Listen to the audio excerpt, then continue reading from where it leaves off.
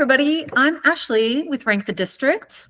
I'm here to explain a little bit more about how ranked choice voting works for anyone who needs a little quick refresher before we start voting. Our primary is going to be on June 16th, and this will be DC's first ranked choice voting election. So without further ado, let's go through how to rank your ballot. So what you're going to see on your ballot this year is going to look a little different than what you've seen in previous years, where you could only vote for one candidate per race. What you're going to see this year is a grid that looks something like this, with multiple columns, which means that you can rank up to 5 candidates in every race. So what you're going to do, first, the thing that you need to know is that in ranked choice voting, a candidate has to get over 50% of the vote to win. So your first step is going to be voting your favorite candidate in the first column. So you're going to go to your first column here, and you're going to go down all of the options until you find your favorite candidate, and you're going to mark it with an oval like you would in any other election. Remember to look all the way down the entire column, because your favorite candidate might be all the way at the bottom, but as long as you mark them in this first column, that will be your first ranking. And then the cool part about ranked choice voting, you don't just get one option, you have multiple options. So you have the option to rank any backup choices that you want to include. So that would be your second choice, your third choice, your fourth, and your fifth choice if you have that many choices. You actually don't have to rank more than one if you don't want to. These are all optional.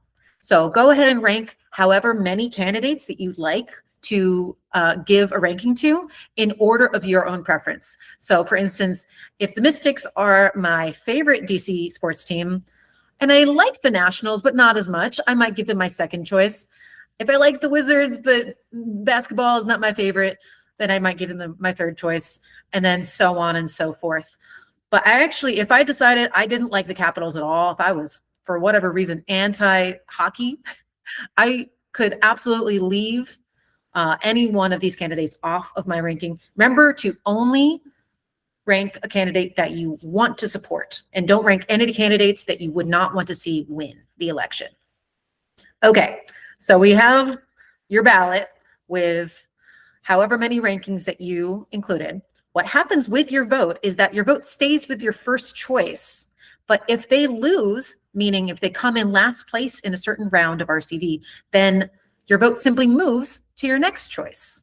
And this allows your vote to go further than it normally would, and it allows you to show more support to other candidates in the race, avoiding splitting the vote.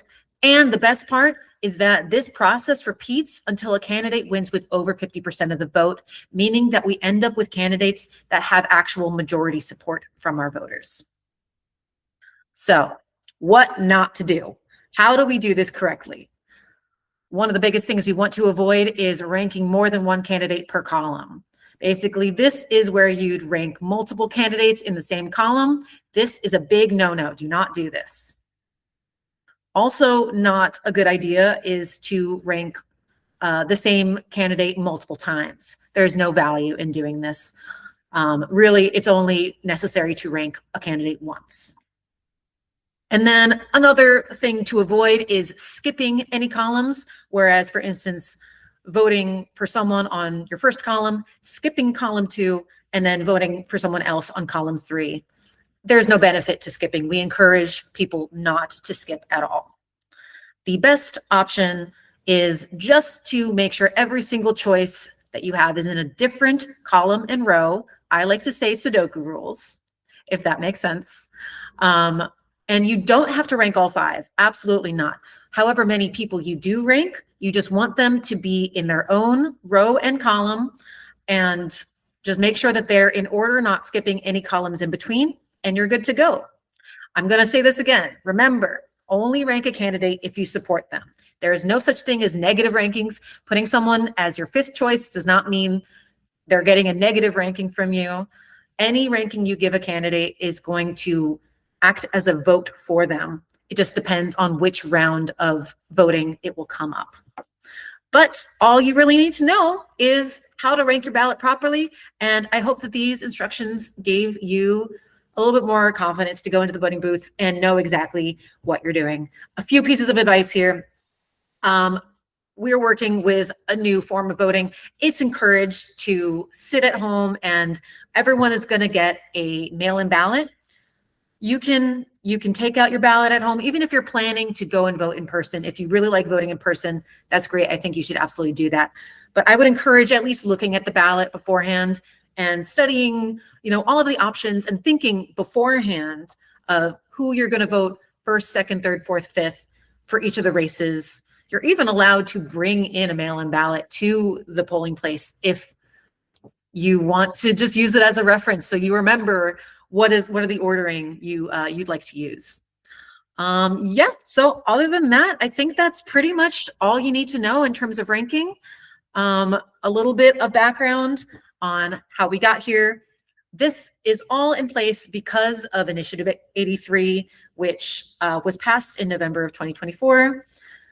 The DC Council funded in ranked choice voting in July of 2025, and this will be our first ever election using ranked choice voting in DC. A couple of things about the values of ranked choice voting. Really, I think the easiest thing to see is you just get more choices. You can see clearly on your ballot when you are choosing more options for a certain race. It allows you to vote your values, meaning that you can actually afford to give a vote to your real favorite candidate, even if they're not as likely to win. And you're not throwing your vote away because you also have backup choices in case your favorite candidate doesn't win. So you're worrying less about the voting for the lesser of two evils or splitting the vote between similar candidates. We also tend to see in ranked choice voting elections that campaigns tend to be more positive, less tearing each other down, and more coalition building and highlighting shared values between candidates. And I think one of the most important things about ranked choice voting is candidates have to win with majority support. This is because they have to get over 50% of the vote to win. And that means it makes it easier to hold unpopular politicians accountable. No more people winning with 30% of the vote in a crowded field. Now every candidate has to win with majority support.